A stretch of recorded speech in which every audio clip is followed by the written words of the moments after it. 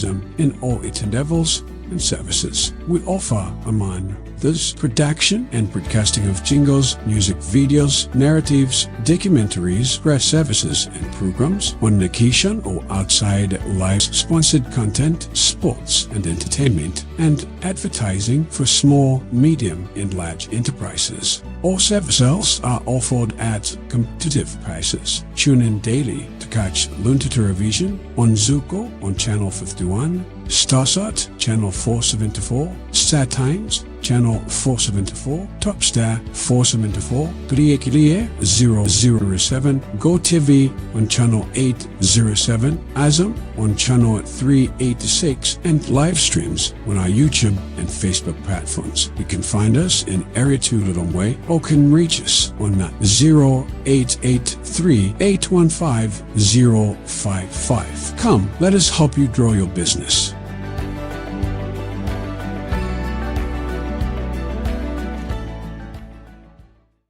Luntha television stands.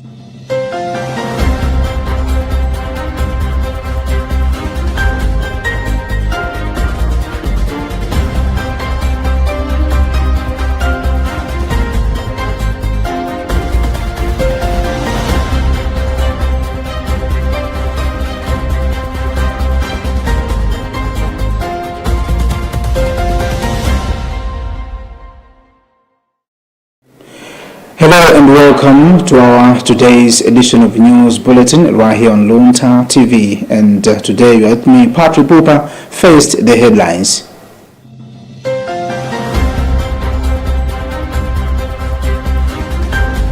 Pope Leo XIV urges diplomatic efforts to end conflict and protect civilians in war-torn Sudan. Malawi Electoral Commission dragged to court over nomination fees. Gender Minister emphasizes the importance of promoting gender equality, ECD, and women's empowerment. And in international news, Afghanistan hit by second powerful quake as death toll exceeds 1,400.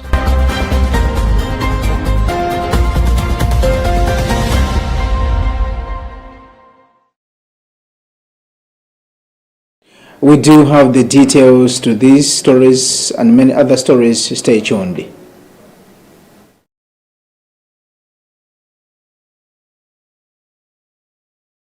Pope Leo XIV has launched an appeal to the international community to provide humanitarian aid for the suffering people in war-ravaged Sudan, asking for prayers for those affected by devastating mudslides in the country's Darfur region. Dramatic news is coming out of Sudan, particularly Darfur in El Fasher, where numerous civilians are trapped in the city, victims of famine and violence. And so far, Pope Leo XIV said during his general audience on Wednesday. Tandiwem Zomara is reading a Vatican News report. During his Wednesday general audience, the Pope prayed for victims of a devastating mudslide in the Mara Mountains triggered by floods earlier this week, which killed over 1,000 people. Speaking in Italian, he urged those responsible and the international community to open humanitarian corridors and coordinate relief efforts to halt what he called a humanitarian catastrophe. He also called for renewed diplomatic efforts, stressing the need for serious, sincere, and inclusive dialogue to end the 29-month civil war and restore hope, dignity, and peace to the Sudanese people. Switching to English, the Pope described the tragedy in Tarasin, where the landslide left pain and despair, and where a cholera outbreak now threatens hundreds of thousands already exhausted by the crisis. He assured the Sudanese of his closeness, especially families, children, and the displaced, and prayed for the eternal rest of the dead and comfort for their loved ones. Sudan's war, which began in April 2023 as a power struggle between the army and the paramilitary rapid support forces, has killed an estimated 150,000 people and displaced 12 million.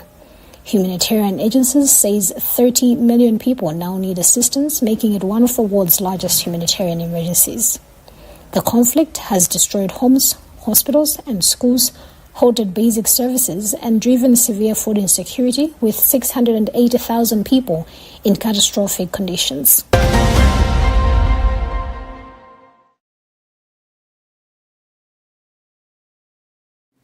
The High Court in Lilongwe has reserved its ruling to September 10 in a case involving Johnston Ndovu, an independent parliamentary aspirant for Lilongwe Ngwenya constituency, who is challenging the Malawi Electoral Commission make decision to remove his name from the list of contestants.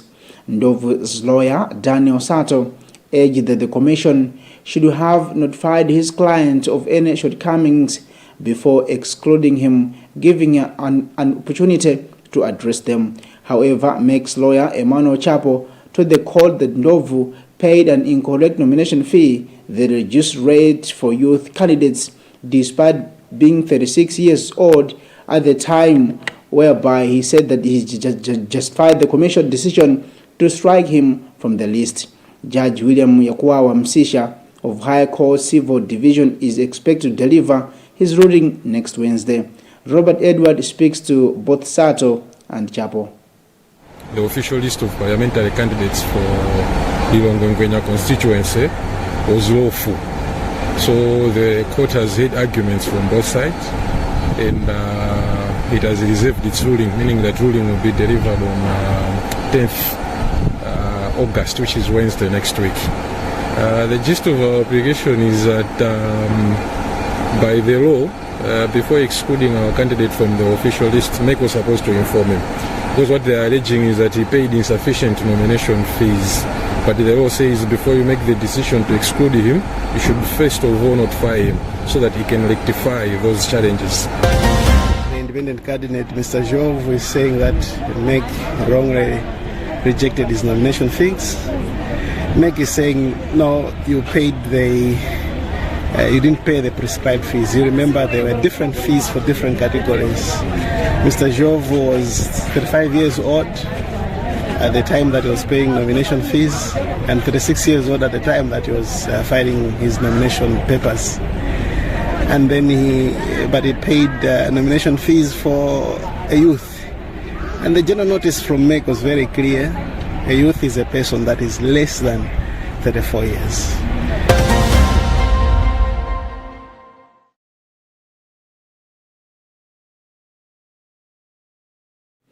Justice Annabel Ntalimanja, chairperson of the Malawi Electoral Commission MEC, has assured the public that robust security measures and well-coordinated logistical plans are in place for the September 16 general elections. Speaking at the National Election Consultative Forum NECOF held at the Bingo International Convention Center BICC in Lilongwe, they outlined comprehensive arrangements for the distribution of ballot papers and other polling preparations. The forum brought together representatives of political parties and key institutions involved in the electoral process, underscoring the collaborative approach to ensuring credible and smooth elections. More in our report, filed by Gift Kalonga. Justice Mtalimanja said the Commission has established a special security committee to oversee the smooth conduct of the elections. She called on all Malawians to maintain peace, emphasizing that there is life after elections. On logistics, Ntalimanja revealed that MEC is mobilizing vehicles, boats, and aircraft to support polling and results management, with additional support expected from government agencies and private car hire services. Lamulo limafotokoza kuti pakhale minimum of 4 kapena maximum of 6 kusonyeza kuti pamene tili pano tili ndi ma commissioners 5, ndiye kuti quorum ilipo ndipo commission ili ndi kuthekera to competently handle business.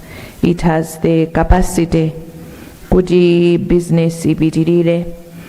Pamene tikuyembekezera process yopanga fill vacancy imeneyo, which is out of the control of the commission, zimenezo tikhala tikuyembekezera pamene vacancy imeneyi ipangidwe fill, koma in the meanwhile the commission has full capacity to transact business.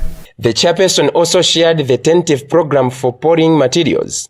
Ballot papers are set to be received between September 1 and 6, distributed to constituency tally centers from September 8 to 11, delivered to polling stations alongside polling staff deployment from September 12 to 14, and pre-checked with polling clerk training on September 15th. The knockoff meeting, attended by political party representatives and key electoral institutions, allowed stakeholders to raise questions, mostly on security and connectivity. DPP Director of Elections, Jen Matanga, proposed an additional dry run to address challenges from the previous exercise. Meanwhile, Justice Mtalimanja has urged Malawians to remain calm, focused on peaceful participation as the country approaches the general elections. For Luntha News, this is Gift Kalonga.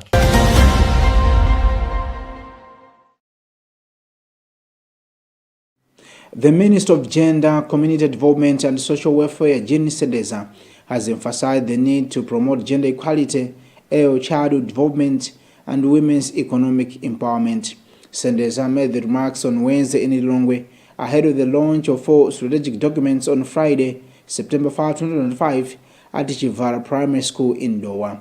Tandiwem Zumara is reading a report filed by Chadide Chiranga. The documents include Ministry of Gender, Community Development and Social Welfare Strategic Plan 2025 to 2030, the National Gender Policy 2025 to 2030, the National Integrated Early Childhood Development Policy 2025 to 2030, and the National Action Plan on Women Economic Empowerment 2025 to 2030. In her remarks, Minister of Gender Jean Sedeza said all the 4 strategic frameworks are aligned with Malawi's broader national development agenda, including Malawi 2063 and its first 10-year implementation plan, MIP1, as well as the United Nations Sustainable Development Goals and the African Union Agenda 2063. Sedeza emphasized that this alignment ensures consistency with both regional and global development aspirations. She reflected on the ministry's progress under its previous strategic plan, highlighting some gains. So these are the policies that we want to use on the children.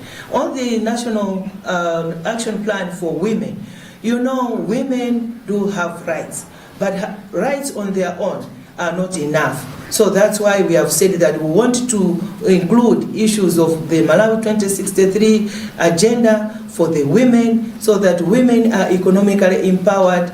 As a country, we need women that are well looked after, so that they are included in the development of this country. The minister further called on a broad coalition of stakeholders, including government entities, civil society, NGOs, faith-based organizations, development partners, the private sector, and the public to collaborate and support the realization of the strategic objectives.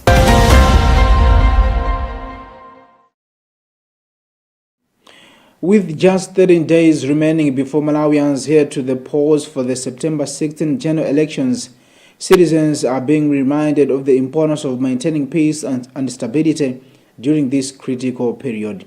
Political analysts Chimwemwe Tsitsi and Ernest Tindwa have emphasized that every eligible voter and political party has the constitutional right to campaign and participate in the electoral process across all districts of the country. They have stressed that it is vital for all stakeholders to exercise these rights in a peaceful and respectful manner from free intimidation or violence. Emmanuel Chocha has more in this report. Olankhula ndikanema wa Luntha, Tsitsi anati Malawi ndi dziko la mtendere, choncho nkofunika kusunga mbiri iyi. Alimbikitsa nzika za dziko lino kuti zipempherere chisankho komanso kuonetsetsa kuti kulibata ndi mtendere nthawi yomwe kuli misonkhano yokopa anthu, tsiku lovota ndipo pomwe anthu adzakhale akudikira zotsatira za chisankho. Kwa ine chachikulu chimene ndinganenepo chonena kuti taona kuti nyengo imeneyi kwa ukulu inali yabata ndithu ndi mtendere, komabe chakumapeto kuno chaposedwa patamvapo nkhani zaziwawa zipolowe ndi mtopola pakati pa otsatira zipani zosiyana-siyana za ndale. Ndiye ndipemphanga kuti amalawi onse komanso anthu otsatira zipani zosiyana-siyana ndi atsogoleri a zipani tipitirize kusunga bata ndi mtendere ndi cholinga chakuti chisankho chathu chikhale chopambana. Kusunga bata ndi mtendere kumathandizira kuti anthu asankhe mwaufulu mosakakamizidwa komanso mosaopsezedwa, zomwe zimapangitsa kuti ulamuliro wa demokrasi upite patsogolo. Pothirirapo ndemanga pa zomwe tsitsi wanena, Ernest Tindo wati ndi udindo wa ovota kusankha atsogoleri omwe ali ndi kuthekera kotukula dziko lino. Tindo wati kupatula kuvota ndi udindo wa mzika za dziko lino kuunguza ngati atsogoleri akukwaniritsa malonjezo awo akasankhidwa. Waine amachokera ku chigawo komwe ine ndimachokera sizinatithandize. Dziko lafika pamene lafika apa chifukwa mwina atakanika kugwiritsa ntchito maganizo athu kapena umunthu wathu kuti tizithandise ife tokha ngati anthu komanso ngati dziko zomangovota chifukwa chionena kuti chipani chino chakwathu kapena cha mtundu wakwathu sizinatithandize. Ndipo ngakhale titasankha motero sikuti zinthu zisintha. Tiyeni tivote tisankhe malingana ndi kuona kwathu kuti amene ali ndi kuthekera ni ndani. Ubwino wake ambiri amene akupikisana nawo taonapo zomwe angathe kuchita akakhala kuti ali mboma. Dziko la Malawi limachita chisankho chosankha atsogoleri a dziko, aphungu a nyumba ya malamulo komanso makhansala pakatha zaka zisanu. Chisankho cha chaka chino akupikisana kwambiri ndi mtsogoleri wa dziko lino Dr. Lazarus Chakwera ndi mtsogoleri wakale wopuma wa dziko lino Peter Mutharika. Pamene masiku akuthera kuchitseko, mauthenga okhudza bata, mtendere komanso kulolerana ali ponseponse. M'malo mwa kanema wa Luntha, ndine Emmanuel Chiwocha.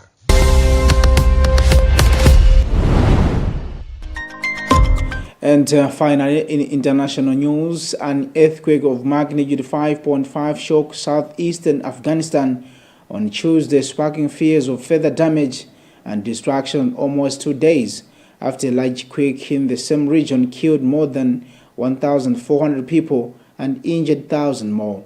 Residents and rescue workers in south and eastern Afghanistan continue to search for survivors in the ruins of homes and villages flattened by Sunday's magnitude of 6.0 earthquake.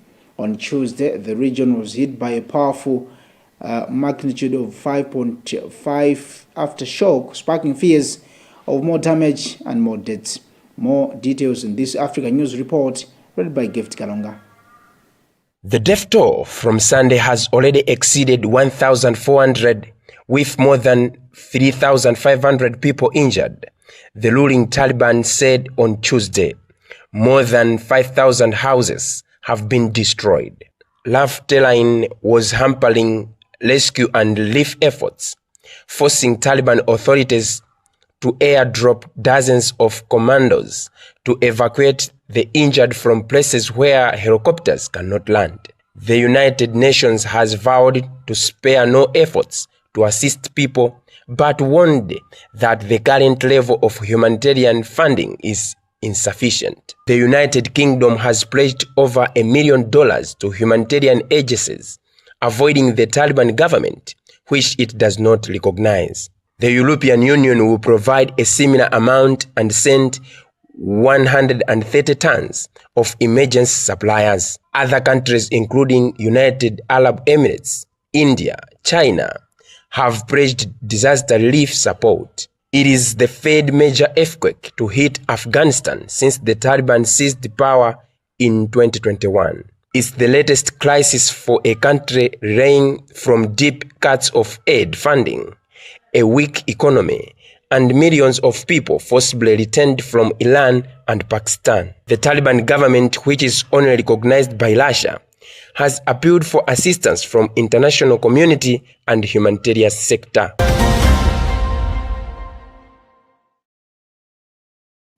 With that item, we have come to the end of our news bulletin right here on Luntha TV. But before I go, let's take a recap of our top stories.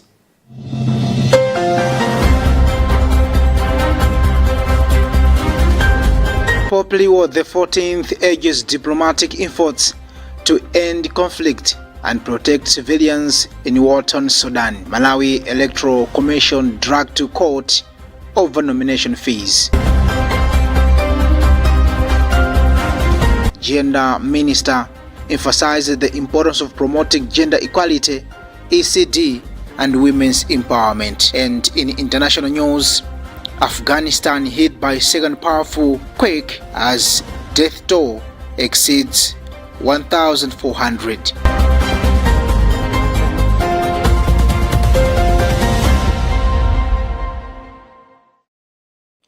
Thanks so much for watching, and this has been Patrick Pooper. I wish you a lovely time. Keep watching Luntha TV, and bye for now.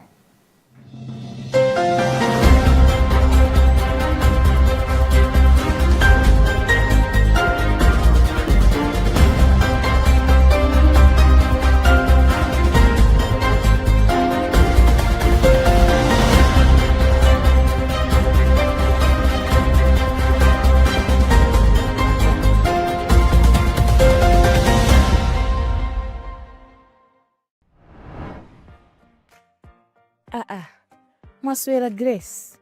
Ndaswera kai maive. Mwagula mabuku kodi? Ndabwereka ku library. Kodi yakope ni secondary school so mmatha kugwiritsa ntchito library ya school? Ndichina chilichonsetu. Library, labu ya science, ya ICT, komanso maphunziro amakono apa phone, tablet, computer ndi digital learning. Timagwiritsa ntchito notesmaster.com. Ndi chimodzimodzi lophunzira aliyense wa ku secondary school ya boma. Izi